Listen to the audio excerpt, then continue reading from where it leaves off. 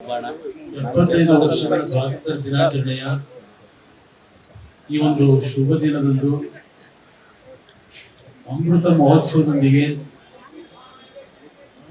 ಈ ಒಂದು ಹಬ್ಬವನ್ನು ನಾವೆಲ್ಲರೂ ಸೇರಿ ಆಚರಣೆಯನ್ನು ಮಾಡ್ತಕ್ಕಂಥ ಈ ಸಂದರ್ಭದಲ್ಲಿ ಪ್ರಥಮವಾಗಿ ತಮ್ಮೆಲ್ಲರಿಗೆ ಮತ್ತು ನಾಡಿನ ಜನತೆಗೆ 75ನೇ ಸ್ವಾತಂತ್ರ್ಯ ದಿನಾಚರಣೆಯ ಶುಭಾಶಯಗಳನ್ನ ಸರ್ವರಿಗೂ ನಾನು ಈ ಸಂದರ್ಭದಲ್ಲಿ ಹಾರೈಸ್ತಾ ಇದ್ದೇನೆ. ಇವತ್ತಿನ ಈ ಒಂದು ಸ್ವಾತಂತ್ರ್ಯ ದಿನಾಚರಣೆ ಪ್ರತಿಯೊಬ್ಬ ಭಾರತೀಯನಿಗೆ, ಪ್ರತಿಯೊಬ್ಬ ಕನ್ನಡಿಗರಿಗೆ ಅತ್ಯಂತ ಮಹತ್ವವಾದಂತ ದಿನ ಅಂತಕ್ಕಂಥದ್ದನ್ನ ನಾವೆಲ್ಲರೂ ಇವತ್ತು ನೆನಪಿಸ್ಕೊಳ್ಬೇಕಾದಂತ ಒಂದು ಜವಾಬ್ದಾರಿ. ಸ್ವಾತಂತ್ರ್ಯ ಬಂದು 75 ವರ್ಷಗಳಲ್ಲಿ ಹಲವಾರು ಸಮಸ್ಯೆಗಳ ನಡುವೆ ಇಷ್ಟಕರವಾದಂತಹ ದಿನಗಳನ್ನ ನಾವು ಹುಟ್ಟೋದಕ್ಕಿಂತ ಮುಂಚೆನೆ ಈ ದೇಶವನ್ನು ಆಳದಂತವರು ಸ್ವಾತಂತ್ರ್ಯ ಬಂದ ನಂತರ ದೊಡ್ಡ ಸವಾಲುಗಳನ್ನ ಸ್ವೀಕಾರ ಮಾಡಿ ಹಂತವಾಗಿ ಈ ದೇಶದ ಪ್ರಗತಿಯನ್ನ ನಾವು ಕಾಣ್ತಾ ಇದ್ದೇವೆ. ಇವತ್ತು ಈ ಒಂದು ಜೆಂಡಾ ಉಂಚೆ ರಯ ಅಮರ ಹಾಡಿನಲ್ಲಿ ಇರತಕ್ಕಂಥ ಅರ್ಥವನ್ನ ನಾವೇನಾದ್ರೂ ಅರ್ಥೈಸೋದಾದ್ರೆ ಇವತ್ತು ನಮ್ಮ ದೇಶಕ್ಕೆ ಪ್ರಮುಖವಾಗಿ ಬೇಕಾಗಿರ್ತಕ್ಕಂಥದ್ದು ಶಾಂತಿ ಮತ್ತು ಎಲ್ಲರೂ ಒಂದು ಸಹಬಾಳ್ವೆಯಿಂದ ಬಾಳ್ತಕ್ಕಂಥ ಒಂದು ವಾತಾವರಣವನ್ನ ಪ್ರತಿಯೊಬ್ಬ ನಾಗರಿಕರು ಇವತ್ತು ಆ ಜವಾಬ್ದಾರಿಯನ್ನ ಒಂದು ದಿನಗಳನ್ನು ತರಲಿಕ್ಕೆ ನಮ್ಮ ಒಂದು ನಡವಳಿಕೆಯಲ್ಲಿ ಆಚರಣೆಗೆ ತರತಕ್ಕಂಥ ಮುಖಾಂತರ ಈ ಸ್ವಾತಂತ್ರ್ಯ ದಿನಾಚರಣೆಗೆ ಅರ್ಥಪೂರ್ಣವಾದಂತಹ ಗೌರವವನ್ನ ನಾವೆಲ್ಲ ಸಲ್ಲಿಸಬೇಕಾಗಿದೆ. ಆದರೆ ಇವತ್ತಿನ 75 ವರ್ಷದ ಸ್ವಾತಂತ್ರ್ಯ ದಿನಾಚರಣೆಯನ್ನ ರಾಷ್ಟ್ರದ ಕೇಂದ್ರ ಸರ್ಕಾರ ಮತ್ತು ರಾಜ್ಯ ಸರ್ಕಾರಗಳು ವಿಶೇಷವಾದಂತ ರೀತಿಯಲ್ಲಿ ನಾವು ಆಚರಣೆ ಮಾಡಬೇಕು ಅಂತ ಹೇಳಿ ಒಂದು ಕಡೆ ದೇಶದ ನಾಡಿನ ಜನತೆಗೆ ಸಂದೇಶ ಕೊಡ್ತಾರೆ.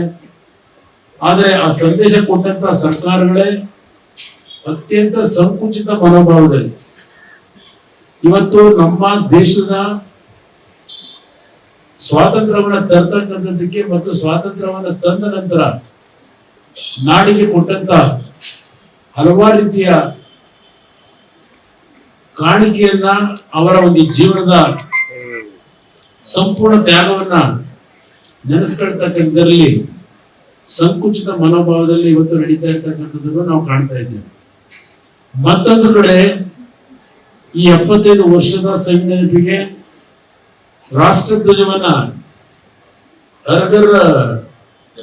ತಿರಂಗ ಅಂತಕ್ಕಂಥ ಒಂದು ಕಾರ್ಯಕ್ರಮ ಒಂದು ಪಕ್ಷ, ಮತ್ತೊಂದು ಪಕ್ಷ ನಾವು ಸ್ವಾತಂತ್ರ್ಯ ದಿನಾಚರಣೆ ಅಂಗವಾಗಿ ತಿರಂಗ ನಡಿಗೆಯ ಕಾರ್ಯಕ್ರಮ ಅಂತ ಹೇಳಿ ಅವರು ಮತ್ತೊಂದು ಕಡೆ ಪಾಪ ಪಾದಯಾತ್ರೆಗಳನ್ನ ಕಳೆದ ಒಂದು ತಿಂಗಳಿಂದ ಮಾಡ್ತಾ ಇದ್ದಾರೆ. ನಾನು ಎರಡು ರಾಷ್ಟ್ರೀಯ ಪಕ್ಷಗಳಿಗೆ ಕೇಳಲಿಕ್ಕೆ ಬಯಸ್ತೀನಿ. ಇವತ್ತಿನ ಕಾಂಗ್ರೆಸ್ ಪಕ್ಷ ಬಹುಶಃ ಅವತ್ತು ಸ್ವಾತಂತ್ರ್ಯಕ್ಕೆ ಹೋರಾಟ ಮಾಡ್ತಕ್ಕಂಥದ್ದಕ್ಕೆ ರಚನೆ ಆದಂತ ಕಾಂಗ್ರೆಸ್ ಪಕ್ಷವೇ ಬೇರೆ. ಹಂತವಾಗಿ 120-125 ವರ್ಷಗಳಲ್ಲಿ ಕಾಂಗ್ರೆಸ್ ಪಕ್ಷದ ಅಸಲಿ ಒಂದು ದೇವೋದ್ದೇಶಗಳು ಸಂಪೂರ್ಣವಾಗಿ ಮರೆಯಾಗಿರ್ತಕ್ಕಂಥದ್ದು. ಈಗಿರ್ತಕ್ಕಂಥ ಈ ಕಾಂಗ್ರೆಸ್ನ ಹೆಸರನ್ನ ರಾಜಕಾರಣ ಮಾಡ್ತಕ್ಕಂಥವ್ರು ನಕಲಿ ಕಾಂಗ್ರೆಸ್ನವರು ಅಂತಕ್ಕಂಥದ್ದು ನನ್ನ ಅಭಿಪ್ರಾಯ. ಕಾರಣ ಅವತ್ತು ಈ ಒಂದು ದೇಶದಲ್ಲಿ ನಮ್ಮ ಒಂದು ಸ್ವಾತಂತ್ರ್ಯಕ್ಕೆ ಹೋರಾಟ ಮಾಡದಂತ, ನಮ್ಮ ಒಂದು ಸ್ವಾಭಿಮಾನವನ್ನು ಎತ್ತಿಡಬೇಕು ಅಂತಕ್ಕಂಥ ಹೋರಾಟ ಮಾಡದಂತ ಲಕ್ಷಾಂತರ ಈ ನಾಡಿನ ಹಿರಿಯ ತಲೆಗಳು ಅವತ್ತು ಪ್ರಾಣಾರ್ಪಣೆ ಮಾಡಿದಂಥದ್ದಿರ್ಬೋದು ಮತ್ತು ಹೋರಾಟದಲ್ಲಿ ಸತ್ಯಾಗ್ರಹ ಮುಖಾಂತರ ಗಾಂಧೀಜಿಯವರ ಒಂದು ಸಂದೇಶವನ್ನು ಇಟ್ಟು ಹೋರಾಟ ಮಾಡಿದಂತ ಲಕ್ಷಾಂತರ ಕುಟುಂಬದ ಹಿರಿಯರು ಈ ದೇಶಕ್ಕೆ ಸ್ವಾತಂತ್ರ್ಯ ತಂದು ಕೊಟ್ಟಿದ್ದಾರೆ.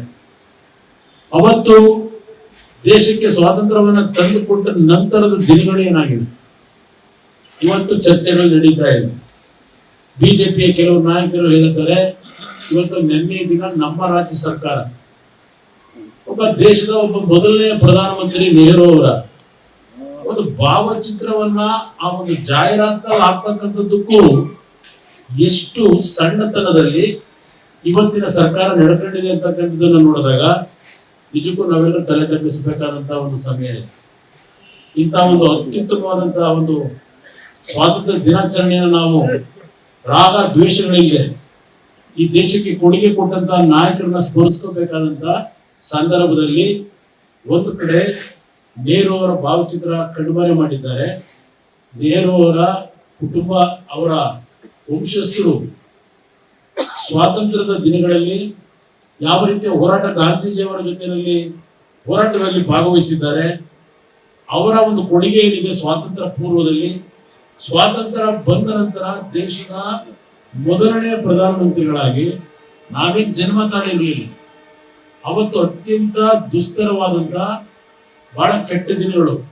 ಸ್ವಾತಂತ್ರ್ಯ ಒಂದು ಕಡೆ ಬಂತು ಅಂತ ಹೇಳಿ ನಾವೆಲ್ಲರೂ ಸಂತೋಷವನ್ನ, ಅವತ್ತಿನ ನಾಗರಿಕರು ಸಂತೋಷವನ್ನು ಪಡ್ತಕ್ಕಂಥ ಒಂದು ಭಾಗ, ಮತ್ತೊಂದು ಕಡೆ ಲಕ್ಷಾಂತರ ಕುಟುಂಬಗಳ ಸಾವು ನೋವುಗಳು, ಅತ್ಯಾಚಾರಗಳು ಎರಡೂ ಭಾಗದಲ್ಲಿ ಹಿಂದೂ ಮತ್ತು ಮುಸಲ್ಮಾನ್ ಸಮಾಜದ ಒಂದು ಕಂದಕವನ್ನ ಸೃಷ್ಟಿ ಮಾಡ್ತಕ್ಕಂಥದ್ದು ಅವತ್ತಿನ ದಿನಗಳಲ್ಲಿ ಪ್ರಾರಂಭ ಆಯಿತು.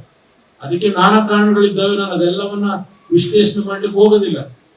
ಆದರೆ ಪಾರ್ಟಿಷನ್ ಆದ ನಂತರ ಆ ಭಾಗದಿಂದ ಬಂದಂತ ಹಲವಾರು ರಿಫ್ಯೂಜಿಗಳೇನಿದ್ದಾರೆ, ಯಾವುದೇ ಒಂದು ಕೈನಲ್ಲಿ ಆಸ್ತಿಗಳಿಲ್ಲ, ಹಣ ಇಲ್ಲ, ಬರಿಗೈನಲ್ಲಿ ಬಂದಿದ್ದಾರೆ ಲಕ್ಷಾಂತರ ಜನ. ಅವರ ಬದುಕನ್ನು ಕಟ್ಕೊಳ್ಬೇಕಾದಂತ ಅನಿವಾರ್ಯತೆ ಅವತ್ತಿನ ಸರ್ಕಾರದ ಮೇಲೆ ಹೊರೆ ಬಿದ್ದಿತ್ತು. ಹಾಗೂ ದೇಶದಲ್ಲಿ ಬಡತನ, ಬರಗಾಲ, ಇಂಥ ಒಂದು ಸಂದರ್ಭದಲ್ಲಿ ಅವತ್ತಿನ ನಮ್ಮ ಆರ್ಥಿಕ ಶಕ್ತಿ ಏನಿತ್ತು, ಯಾವೊಂದು ಬ್ರಿಟಿಷ್ನವರು ನಮ್ಮ ದೇಶದ ಸಂಪತ್ತನ್ನ ಅವರೆಲ್ಲರೂ ಲೂಟಿ ಮಾಡಿ ಅವರ ದೇಶಕ್ಕೆ ಸಾಗಾಣಿಕೆ ಮಾಡಿದಂತ ಒಂದು ಸಂದರ್ಭಗಳೇನಿತ್ತು, ದೊಡ್ಡ ಮಟ್ಟದ ಸವಾಲುಗಳು ನಮ್ಮ ದೇಶದ ಮುಂದೆ ಇತ್ತು. ನಿಜಕ್ಕೂ ಇವರು ಸ್ವತಂತ್ರವಾಗಿ ಈ ದೇಶವನ್ನು ಆಳ್ತಕ್ಕಂಥ ಶಕ್ತಿ ಭಾರತೀಯರೇ ಇದೆಯಾ ಅಂತಕ್ಕಂಥ ಕುವಾಕದ ಮಾತುಗಳನ್ನು ಆಡದಂಥದ್ದು ಇದೆ. ಅವತ್ತು ಸ್ವಾತಂತ್ರ್ಯವನ್ನು ಕೊಡಬೇಕಾದ್ರೆ ಅಂತ ಒಂದು ಸನ್ನಿವೇಶದಲ್ಲಿ ಸವಾಲನ್ನು ಸ್ವೀಕಾರ ಮಾಡಿ ಹಲವಾರು ರೀತಿಯ ಅವತ್ತಿನ ಒಂದು ಪರಿಶುದ್ಧವಾದಂತ ವಾತಾವರಣದಲ್ಲಿ ಕೆಲಸ ಮಾಡಲಿಕ್ಕೆ ಪ್ರಯತ್ನ ಪಟ್ಟಂತ ಹಲವಾರು ಮಹನೀಯರನ್ನ ಇವತ್ತು ನೆನೆಸ್ಕೋಬೇಕಾದಂಥದ್ದು. ಅವರು ಯಾವ ಪಕ್ಷದವರೇ ಇರಲಿ, ಅವರು ಯಾವ ಪಕ್ಷಕ್ಕೆ ಸೇರಿರಲಿ, ಈ ದೇಶದ ಯಾವುದೇ ಒಂದು ಭಾಗಕ್ಕೆ ಸೇರಿರಲಿ, ಅವರೆಲ್ಲರನ್ನ ಸ್ಮರಿಸ್ಕೋಬೇಕಾದಂಥದ್ದು ಇವತ್ತಿನ ಅಮೃತ ಮಹೋತ್ಸವದ ಗಳಿಗೆಯಲ್ಲಿ ನಮ್ಮೆಲ್ಲರ ಆದ್ಯ ಕರ್ತವ್ಯ. ಅದರ ಮುಖಾಂತರ ನಮ್ಮ ಹೃದಯ ವಿಶಾಲಿತೆಯನ್ನ ನಾವಿವತ್ತು ಮೆರೀಬೇಕಾಗಿದೆ. ಇಂತಹ ಸಂದರ್ಭದಲ್ಲಿ ಒಂದು ಕಡೆ ನೆಹರು ಅವರ ಭಾವಚಿತ್ರ ಕಣ್ಮರೆ ಮಾಡ್ತಾರೆ. ಅದಕ್ಕೆ ಹೇಳ್ತಾರೆ ಪಾರ್ಟಿಷನ್ ಆಗ್ತಕ್ಕಂಥದ್ದಕ್ಕೆ ನೆಹರು ಅವರ ಕಾರಣ ಅಂತ ಹೇಳಿ. ನಾನು ಒಂದು ಬಿಜೆಪಿಯ ನಾಯಕರಿಗೆ ಕೇಳ್ತೇನೆ, ಪಾರ್ಟಿಷನ್ ಬಗ್ಗೆ ನೀವು ಈಗ ಏನ್ ಚರ್ಚೆ ಮಾಡ್ತಾ ಇದ್ದೀರಿ? ಅವತ್ತು ಪಾರ್ಟಿಷನ್ ಆಗದೆ ಇರ್ತಕ್ಕಂಥ ರೀತಿಯಲ್ಲಿ ನಿಮ್ಮ ಸಂಘಟನೆಗಳು, ಬಹುಶಃ ಇವತ್ತು ಯಾರ ಹೆಸರನ್ನ ಹೇಳ್ತಾ ಇದ್ದೀರಿ, ಅಲ್ಲೆಲ್ಲೋ ಶಿವಮೊಗ್ಗದಲ್ಲಿ ಭಾವಚಿತ್ರ, ಶಿವಮೊಗ್ಗದಲ್ಲಿ ನಡೆದಂತ ಘಟನೆಗೆ ಅಲ್ಲಿಯ ಒಂದು ಸ್ವಾತಂತ್ರ್ಯ ಹೋರಾಟಗಾರ ಅಂತ ನಿಮ್ಮ ಒಂದು ಚರ್ಚೆ ಮಾಡ್ತೀರಿ. ಇಲ್ಲಿ ನೀವು ಅಲ್ಲೆಲ್ಲೋ ಹೊರದ್ರು ಅಂತ ಹೇಳಿ ಒಂದು ಭಾವಚಿತ್ರನ ಇಲ್ಲಿ ಬೆಂಗಳೂರು ನಗರದಲ್ಲಿ ಟಿಪ್ಪು ಅವರ ಭಾವಚಿತ್ರವನ್ನು ಅರಿಯತಕ್ಕಂಥ ಕೆಲಸ ನೀವಿಲ್ಲಿ ಮಾಡೋದು. ಇದು ಅಮೃತಗಳಿಗೆ ಮಹೋತ್ಸವವನ್ನು ಆಚರಣೆ ಮಾಡ್ತಕ್ಕಂಥ ವಿಧಾನವೇ? ನಾನು ಇವ್ರನ್ನ ಕೇಳಲಿಕ್ಕೆ ಬಯಸ್ತೇನೆ. ನೀವು ಈ ದೇಶವನ್ನು ಅಮೃತ ಮಹೋತ್ಸವದ ಗಳಿಗೆಯಲ್ಲಿ ಯಾವ ರೀತಿಯಲ್ಲಿ ತೆಗೆದುಕೊಂಡು ಹೋಗ್ಲಿಕ್ಕೆ ಹೊರಟಿದ್ದೀರಿ? ಬಹುಶಃ ಅವತ್ತು ಪಾರ್ಟಿಷನ್ ಆಗ್ತಕ್ಕಂಥ ಒಂದು ಸನ್ನಿವೇಶ ಬರಬೇಕಾದ್ರೆ ನಿಮ್ಮ ಸಂಕುಚಿತ ಮನೋಭಾವಗಳು ಈಗ ಏನು ಚರ್ಚೆ ಮಾಡ್ತಾ ಇದ್ದೀರಿ, ಈ ದೇಶ ಯಾವ ದಿಕ್ಕಿನಲ್ಲಿ ಹೋಗಬೇಕು, ಈ ದೇಶ ಯಾವ ಒಂದು ಪದ್ಧತಿಯಲ್ಲಿ ಕಟ್ಟಬೇಕು ನಾವು ಅಂತೇಳಿ ಹೊರಟಿದ್ದೀರಿ. ಒಂದು ಸಮಾಜವನ್ನ ಮಾತ್ರ ನಾವಿವತ್ತು ಎತ್ತಬೇಕು, ಮತ್ತೊಂದು ಸಮಾಜವನ್ನ ನಾಶ ಮಾಡಬೇಕು ಅಂತಕ್ಕಂಥ ನಿಮ್ಮ ಉದ್ದೇಶ ಇಟ್ಟಿದ್ದೀರಿ. ಆ ಕೆಲಸ ಅವತ್ತು ಮಾಡ್ತಕ್ಕಂಥ ಒಂದು ನಿಮ್ಮ ಸಂಕುಚಿತ ಮನೋಭಾವದಿಂದಲೇ ಅವತ್ತು ಪಾರ್ಟಿಷನ್ ಆಗ್ತಕ್ಕಂಥ ಅನಿವಾರ್ಯತೆಯನ್ನು ತಂದಂತವರು ಇವತ್ತು ಏನು ಈ ದೇಶದ ಒಗ್ಗಟ್ಟಿನ ಬಗ್ಗೆ ಚರ್ಚೆ ಮಾಡ್ತೀರಿ, ಈ ದೇಶದ ಪ್ರಗತಿಯ ಬಗ್ಗೆ ಚರ್ಚೆ ಮಾಡ್ತಾ ಇದ್ದೀರಿ. ನಿಮ್ಮಿಂದ ಇದು ಅವತ್ತು ಆ ರೀತಿ ಆಗಲಿಕ್ಕೆ ಕಾರಣ ಬಿಜೆಪಿಯ ನಾಯಕರುಗಳಿಗೆ ಹೇಳಲಿಕ್ಕೆ ಬಯಸ್ತೇನೆ. ಇವತ್ತು ಪಾರ್ಟಿಷನ್ ಆಗದೆ ಹೋಗಿದ್ರೆ, ಇವತ್ತೇನೋ ಒಂದು ಪತ್ರಿಕೆ ನೋಡಿದೆ, ದೊಡ್ಡದಾಗಿ ಬರೆದಿದ್ದಾರೆ, ಇವತ್ತು ನೆಹರು ಅವರ ಕಾರಣ ಪಾಕಿಸ್ತಾನ ನಮ್ಮಿಂದ ಬೇರ್ಪಡ್ಲಿಕ್ಕೆ ಅಂತ ಹೇಳಿ.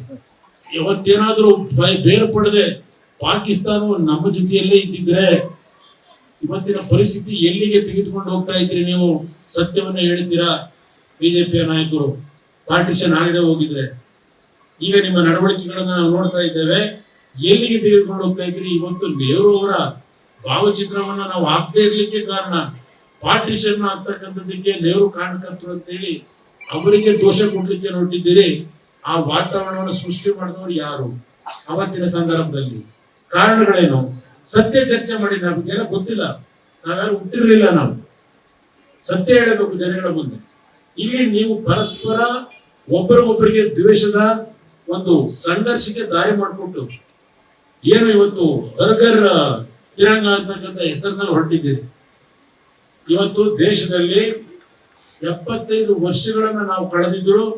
ಈಗಲೂ ಸಹ 17 ಲಕ್ಷ ಕುಟುಂಬದಲ್ಲಿ ಹುಟ್ಟತಕ್ಕಂಥ 17 ಲಕ್ಷ ಕುಟುಂಬಗಳ ಮಕ್ಕಳು, 17 ಲಕ್ಷ ಕುಟುಂಬದ ಮಕ್ಕಳ ಒಂದು ಸಾವು ನೋವುಗಳನ್ನ ಇವತ್ತು ನಾವು ಕಾಣ್ತಾ ಇದ್ದೇವೆ ಅಂತ ಅಂಕಿಅಂಶಗಳನ್ನ ಇವತ್ತು ಸರ್ಕಾರವೇ ನೀಡ್ತಾ ಇದ್ದೇವೆ. ಅಲ್ಲಿಗೆ ಬಡತನ ಅಂತಕ್ಕಂಥದ್ದು ಪೌಷ್ಟಿಕಾಂಶದ ಕೊರತೆಯ ಹಿನ್ನೆಲೆಯಲ್ಲಿ ಇವತ್ತು ಯಾವುದರ ಆರೋಗ್ಯದ ಒಂದು ಸರಿಯಾದ ರೀತಿಯ ಒಂದು ಜನತೆಗೆ ನೀವು ಕಾರ್ಯಕ್ರಮ ಕೊಡ್ತಕ್ಕಂಥದ್ರಲ್ಲಿ ಅಪಯಶಸ್ಸಿನ ಒಂದು ಹಿನ್ನೆಲೆಯಲ್ಲಿ ವರ್ಷಕ್ಕೆ 17 ಲಕ್ಷ ಹುಟ್ಟತಕ್ಕಂಥ ಮಕ್ಕಳು ತಕ್ಷಣವೇ ಮರಣ ಹೊಂದತಕ್ಕಂಥ ಘಟನೆ ಈ ದೇಶದಲ್ಲಿ ನಡೀತಾ ಇರತಕ್ಕಂಥದ್ದು ಏನಿದೆ, ಇದಕ್ಕೆ ನಿಮ್ಮ ಕೊಡುಗೆಯನ್ನು ನೀವೇನ್ ಮಾಡ್ಲಿಕ್ಕೆ ಹೊರಟಿದ್ದೀರಿ ಇದನ್ನು ಸರಿಪಡಿಸ್ಲಿಕ್ಕೆ? ಕೋವಿಡ್ ಅನಾಹುತದಲ್ಲಿ ನಡೆದಂತಹ ಘಟನೆಗಳ ಬಗ್ಗೆ ನಾನು ಚರ್ಚೆ ಮಾಡ್ಲಿಕ್ಕೆ ಹೋಗೋದಿಲ್ಲ. ಆದ್ರೆ ದೇಶವನ್ನ ಇವತ್ತು ಯಾವ ಮಟ್ಟಿಗೆ ತೆಗೆದುಕೊಂಡು ಹೋಗ್ತಾ ಇದ್ದೀರಿ? ನಿಜಕ್ಕೂ ನೀವು 75ನೇ ವರ್ಷದ ಸ್ವಾತಂತ್ರ್ಯದ ಹಬ್ಬವನ್ನ ಆಚರಣೆ ಆಗಬೇಕು ಅಂತಕ್ಕಂಥದ್ದು ಈ ನಾಡಿನ 130 ಕೋಟಿ ಜನತೆಯ ಒಂದು ಬೈಕೆ ಸಂತೋಷ ಏನಿದೆ. ಮನೆ ಮನೆ ಮೇಲೆ ಬಾವುಟವನ್ನು ಆರಿಸಿ ಅಂತಕ್ಕಂಥ ಮಾತು ಹೇಳ್ತೀವಿ. ಹರ್ಗರ್ ತಿರಂಗ ಅಂತಕ್ಕಂಥದ್ದು ಹೇಳಿದ್ರಿ. ಲಕ್ಷಾಂತರ ಕುಟುಂಬದಲ್ಲಿ ಇವತ್ತು ಸಹ ಯಾವ ನಾವು ರಸ್ತೆಗಳನ್ನು ಮಾಡಬೇಕಾದ್ರೆ ಆ ಪೈಪ್ ಲೈನ್ಗಳನ್ನ ದೊಡ್ಡ ದೊಡ್ಡ ಪೈಪ್ ಅನ್ನ ಇಟ್ಟಿದ್ದೇವೆ. ಆ ಪೈಪ್ಗಳಲ್ಲಿ ವಾಸ ಮಾಡ್ತಾ ಇದ್ದಾರೆ, ಅದರಲ್ಲಿ ಜೀವನ ಮಾಡ್ತಾ ಇದ್ದಾರೆ. ಹಲವಾರು ಫ್ಲೈಓವರ್ಗಳ ತಳಗೆ ಇವತ್ತು ಜೀವನ ಮಾಡ್ತಾ ಇದ್ದಾರೆ ಮನೆಗಳಿಂದ. 75 ವರ್ಷ ನಾವು ಇವತ್ತಾಗಲೇ ಕಳೆದಿದ್ದೇವೆ. ಅಂತ ಒಂದು ವರ್ಗದ ಜನರಿಗೆ ಕೊಟ್ಟಂತದ್ದೇನು? ನಾನು ಕಳೆದ 1 ತಿಂಗಳ ಹಿಂದೆ ನಾನು ದೆಹಲಿಗೆ ಹೋದಾಗ ಯಾವೊಂದು ಫ್ಲೈಓವರ್ ಕೆಳಗೆ ದೆಹಲಿಯಲ್ಲಿ ಬದುಕ್ತಾ ಇರತಕ್ಕಂಥ ಸುಮಾರು 150 ಕುಟುಂಬದ ಒಂದು ಕಥೆ ಏನಿದೆ ಪತ್ರಿಕೆ ಬರೆದ್ರು. ಮೇಲ್ಗಡೆ ಫ್ಲೈಓವರ್ ಮೇಲೆ ಹೋಗ್ತಕ್ಕಂಥ ವಾಹನದ ಅಪಘಾತದಲ್ಲಿ ಒಂದು ವಾಹನ ತಳದು ಬಿದ್ದಾಗ ಕೆಳಗಡೆ ಇದ್ದಂತ 4 ಜನ ಮರಣ ಹೊಂದಿದೆ. ಇದು 75 ವರ್ಷ ಸ್ವಾತಂತ್ರ್ಯದ ದಿನಗಳನ್ನು ನಾವು ಕಂಡ್ರು ನಮ್ಮ ದೇಶದ ನಮ್ಮ ನಾಡಿನ ಜನತೆಯ ಬದುಕೇನಿದೆ ಇದಕ್ಕೆ ಸರಿಪಡಿಸ್ಲಿಕ್ಕೆ ನಿಮ್ಮ ಪ್ರಾಮಾಣಿಕತೆ ಏನಿದೆ ಅಂತಕ್ಕಂಥದ್ದನ್ನ ಇದಕ್ಕೆ ನಾವು ದೊಡ್ಡ ಮಟ್ಟದ ಚರ್ಚೆ ಮಾಡಬೇಕಾಗಿರೋದು. ಇಲ್ಲಿ ಯಾರು ದೇಶಕ್ಕೆ ದೇಶಭಕ್ತಿಯನ್ನ ಇವತ್ತು ಸಾರಿದ್ದಾರೆ, ಯಾರು ದೇಶದ್ರೋಹಿಗಳು, ಇದು ನಂತರ ಮಾತನಾಡೋಣ. ಆದರೆ ಮೊದಲು ಮಾನವೀಯತೆಯನ್ನ, ಮಾನವನ ಬದುಕಿಗೆ ಯಾವ ರೀತಿಯಲ್ಲಿ ಇವತ್ತು ನಮ್ಮ ಸರ್ಕಾರಗಳು ಇವತ್ತು ಕಾರ್ಯಕ್ರಮಗಳನ್ನ ಕೊಡಬೇಕಾಗಿದೆ. ಇದನ್ನ ಚಿಂತನೆ ಮಾಡದೆ ದೇಶದಲ್ಲಿ ಒಂದು ಅಶಾಂತಿಯ ವಾತಾವರಣ, ಸಂಘರ್ಷಕ್ಕೆ ದಾರಿ ಮಾಡಿಕೊಡ್ತಕ್ಕಂಥ ಈ ನಡವಳಿಕೆಗಳನ್ನ ಇವತ್ತು ನೀವು ತಿದ್ಕೊಳ್ಳೋದ್ರ ಮುಖಾಂತರ ಈ ಒಂದು ಭಾರತದ ರಾಷ್ಟ್ರ ಧ್ವಜಕ್ಕೆ ಎಲ್ಲಾ ರಾಷ್ಟ್ರೀಯ ಪಕ್ಷಗಳು ಇವತ್ತೇನು ಬೆಂಗಳೂರು ನಗರದಲ್ಲಿ ಪಾಪ 2 ರಾಷ್ಟ್ರೀಯ ಪಕ್ಷಗಳು ಹೊರಟಿದ್ದೀರಿ. ಬೆಂಗಳೂರು ನಗರದಲ್ಲಿ ಬೃಹತ್ ರ್ಯಾಲಿ ಮಾಡ್ಕೊಂಡು ನಿಮ್ಮ ಬೃಹತ್ ರ್ಯಾಲಿಯಿಂದ ಈ ದೇಶವನ್ನ ಕಟ್ಟಲಿಕ್ಕೆ ಆಗೋದಿಲ್ಲ. ಕಟ್ಟಬೇಕಾಗಿರ್ತಕ್ಕಂಥದ್ದು ಸರ್ಕಾರಗಳನ್ನ ನಡೆಸಬೇಕಾದ್ರೆ ಈ ದೇಶದ ಸಂಪತ್ತೇನಿದೆ, ಈ ನಾಡಿನ ಜನತೆ ಕಟ್ಟತಕ್ಕಂಥ ತೆರಿಗೆ ಹಣ, ಇವತ್ತು ಪ್ರತಿಯೊಬ್ಬ ಬಡವನ ಬದುಕನ್ನ ಕಟ್ಟಲಿಕ್ಕೆ ಆ ತೆರಿಗೆ ಹಣವನ್ನ ನೀವು ಯಾವಾಗ ಪ್ರಾಮಾಣಿಕವಾಗಿ ಹಣವನ್ನ ಇವತ್ತು ವೆಚ್ಚ ಮಾಡ್ತೀರಿ, ಅದು ನಿಜವಾದಂತಹ ಗೌರವವನ್ನ ಆ ರಾಷ್ಟ್ರ ಧ್ವಜಕ್ಕೆ ನಾವು ನೀಡತಕ್ಕಂಥದ್ದು ಅನ್ನೋದನ್ನ ನಾವೆಲ್ಲರೂ ಅರಿಬೇಕಾದಂತ ಒಂದು ಸಂದರ್ಭ ಇದೆ. ಒಂದ್ ಕಡೆ ನಮ್ಮ ದೇಶದ ಪ್ರಧಾನಮಂತ್ರಿಗಳು ಹೇಳ್ತಾರೆ ಉಚಿತವಾದಂತಹ ಕಾರ್ಯಕ್ರಮಗಳಿಗೆ ಹಣ ಕೊಡಬಾರದು ಅಂತ ಹೇಳಿ.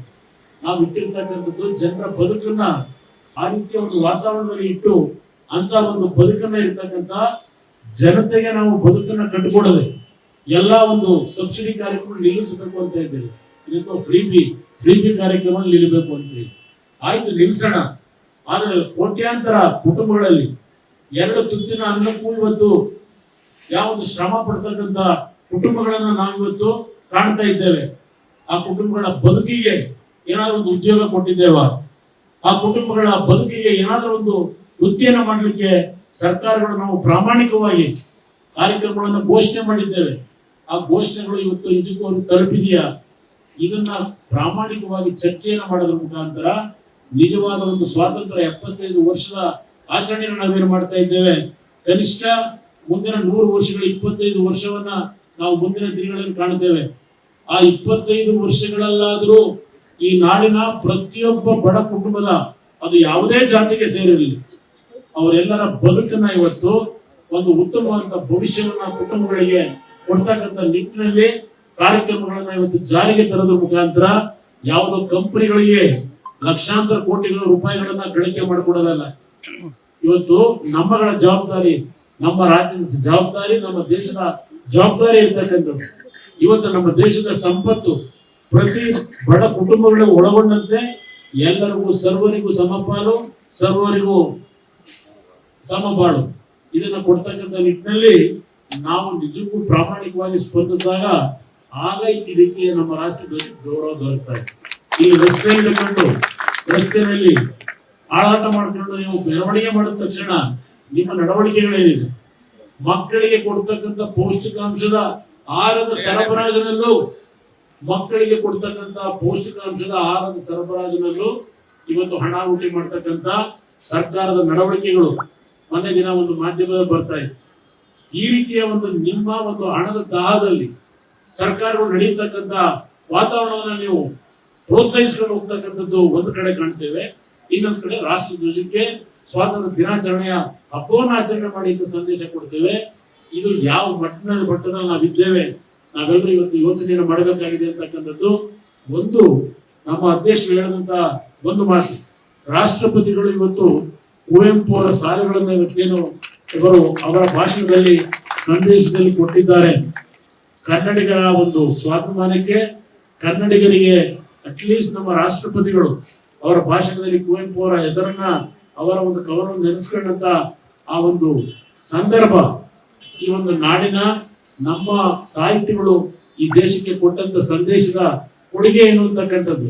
ಅದನ್ನ ನಮ್ಮ ರಾಜ್ಯದಲ್ಲಾದರೂ ಮುಂದಿನ ದಿನಗಳಲ್ಲಿ ಎಲ್ಲಾ ಸಮಾಜಗಳು ಗೌರವವಾಗಿ ಬದುಕ್ತಕ್ಕಂಥ ಒಂದು ಸಾಮರಸ್ಯ ಭಾವೈಕ್ಯತೆಯ ಒಂದು ರಾಜ್ಯವನ್ನಾಗಿ, ಸರ್ವ ಜನಾಂಗದ ಶಾಂತಿಯ ತೋಟವಾಗಿ ಈ ರಾಜ್ಯವನ್ನ ಕಟ್ಟತಕ್ಕಂಥದ್ರಲ್ಲಿ ನಮ್ಮ ಪಕ್ಷದ ಸಿದ್ಧಾಂತಗಳು, ನಮ್ಮ ಪಕ್ಷದ ಧ್ಯೇಯವನ್ನು ನಾವೇನು ಹೊಂದಿದ್ದೇವೆ.